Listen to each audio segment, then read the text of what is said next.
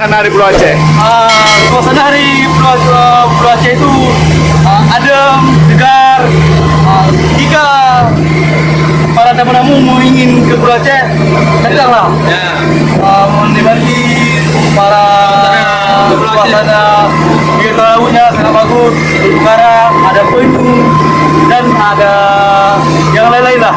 Jenis penyu apa aja yang ada di Pulau Aceh, Pak Adun? Ada penyu belembing, lekang dan penyu hijau.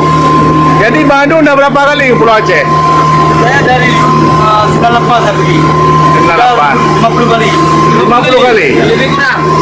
Kalau penyu di Pulau Aceh, penyu apa yang pernah Adun lihat? Penyu hijau sama belembing dan lekang. Lekang. Lekang. Oh ya. Yang paling besar penyu apa, Pak Adun? Penyu belembing. Penyu belimbing. Ya. Bentuknya?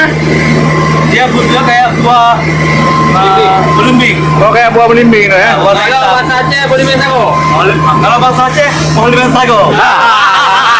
Mantap, Adun. Pak Adun luar biasa emang. Ha? Terima kasih. Nah, ini dalam rangka apa Pak Adun Pulau Aceh? Dalam rangka apa Pulau Aceh? Dan mereka untuk sosialisasi tentang penyu Aceh. Wah, luar biasa Pak Adun. Dan juga para nelayan. Ya, tolong